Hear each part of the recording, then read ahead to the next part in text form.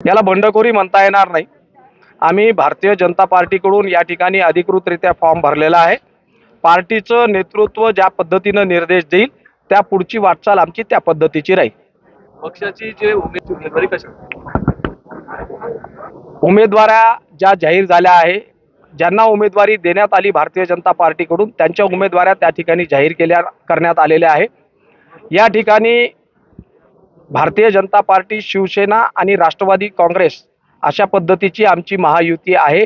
संपूर्ण महाराष्ट्रभर महायुती म्हणून या निवडणुकीला सामोर जात आहोत आणि अशा स्थितीमध्येही आम्ही या ठिकाणी उमेदवारी भरलेली आहे।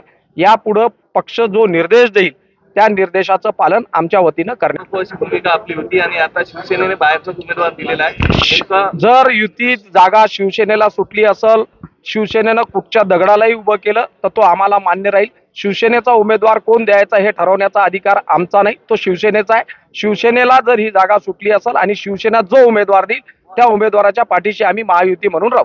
काल ते माझं एक वैयक्तिक मत होतं, परंतु शेवटी ही जागा शिवसेनेला जर सुटली आणि शिवसेना जो उमेदवार ठरवल, शेवटी महायुती झाल्याच्या नंतर जी पार्टीच्या वाट्यामध्ये जागा गेली आहे त्या पार्टीला उमेदवार ठरवण्याचा परिपूर्ण अधिकार त्या ठिकाणी आहे। जी पार्टीची त्यांच्या भूमिका राहील, जो उमेदवार जर त्यांचा अधिकृतरित्या महायुतीचा उमेदवार म्हणून पुढे येईल त्याच्या पाठीशी आम्ही राहू। संख्याबळात शेवटी महायुती म्हटल्याच्या नंतर कुठंतरी 19-20 होत असते आणि त्यामुळं तसा जर विचार केला तर 17 जागेपैकी किमान 16 जागी हा भारतीय जनता पार्टी हाच त्या ठिकाणी मोठ्या भूमिकेमध्ये आहे।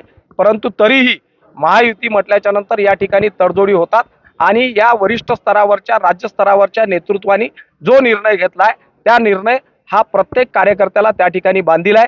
मी भारतीय जनता पार्टीचा समर्पित कार्यकर्ता असून भारतीय जनता पार्टी जो निर्णय घेईल तो निर्णय मला या ठिकाणी मान्य राहील। मला आज उमेदवारी अर्ज जरी भरला असेल, भारतीय जनता पार्टीच्या शीर्षस्थ नेतृत्वाने तशा पद्धतीचे निर्देश दिले तर मी या ठिकाणी माझा उमेदवारी अर्ज माघारी घेईन। कुठल्या मुद्द्यांवर तडजोडचा प्रश्नच नाही, कुठचीही तडजोडचा प्रश्न नाही, मुद्दा कुठचाही नाही आहे। महायुती म्हटल्याच्या नंतर जी भूमिका त्या ठिकाणी शिवसेनेची, जर जागा शिवसेनेला गेली आणि जर शिवसेनेचा अधिकृत उमेदवार जर महायुतीचा राहिला तर आम्ही त्या ठिकाणी कुठचाही आमचा मुद्दा नाही, कुठच्याही विषयावर आम्ही समर्थन किंवा माघार याचा विषय आमचा राहणार नाही।